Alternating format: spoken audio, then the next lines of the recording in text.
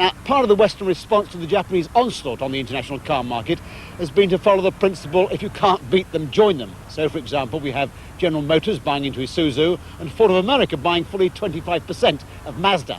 So when Mazda redesigned their major medium-sized contender, the 323, it wasn't entirely inappropriate they should choose America to reveal it to the press. Thus it was that 2 weeks ago I had the opportunity to drive the new car.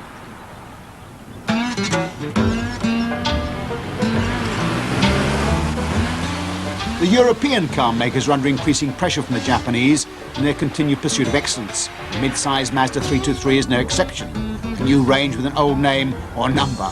It's made up of a 3-door hatchback, a 4-door saloon, and this 5-door coupe. Or is it a hatchback or even a fastback?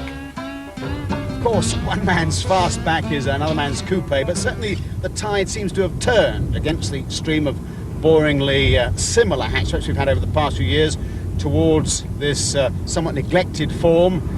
As for the looks of this particular car, well, they grow on you with increasing familiarity. It looks good from most angles, from the low front end, complete with sporty pop-up headlamps, to the nicely handled, emphatically rounded rear end. Moves well with its 16-valve engine, nothing sort of heart-searching or stomach-churning, but a crisp 0 to 6 in 8.2 seconds, top speed 125 miles an hour. Although where it's going to do that kind of speed with the family on board, I can't imagine. It's also remarkably quiet, even at speed on these bumpy mountain roads, because they've managed to knock out a lot of the wheel rumble you get with smaller cars.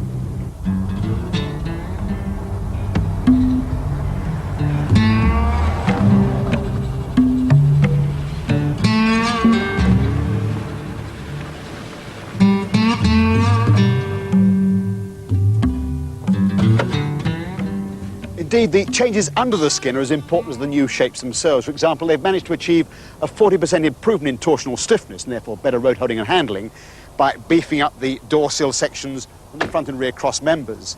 The fit and finish, or the build quality, as they say, is a very high standard indeed. So too is this paint finish. They claim to have designed a new way of putting on the paint that gives them this near Mercedes-like paint job. 5 doors rather than 3, important that I think in a family car. I wonder how long before Vauxhall, for example, brings out a 5-door Calibra. The back end, shades of the Sierra XR 4x4 and the Celica. That's perhaps because the wind tunnel, of course, doesn't know a Mazda from a Mars bar. As for the boot itself, well, I think somewhat disappointing.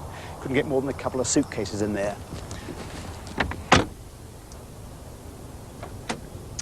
Inside, the overall effect is sporting but Spartan, with the chunky gear lever and the instruments in a binnacle behind the steering wheel.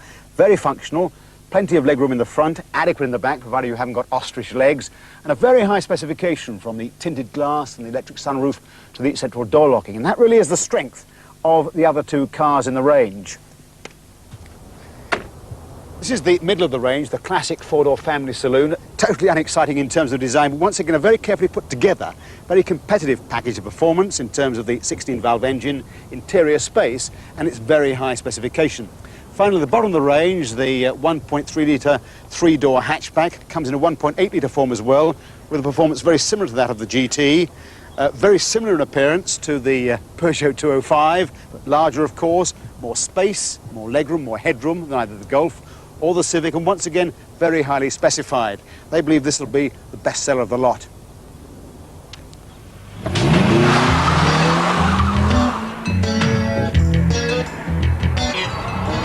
As to drivability, well, all the models benefit from the stiffening up of the chassis and the redesign of the suspension.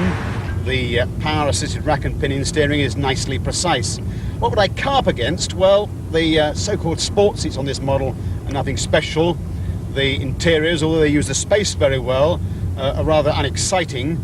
And the acceleration on this GT version, when you put foot hard down in 4th, say, is somewhat underwhelming. But that having been said, it feels tight and steady. It doesn't skip around even on these bumpy mountain roads. It doesn't wander from the line. And I would say that the undoubtedly first-class engineering of these cars and their very high specification will put Mazda very well back in the front row.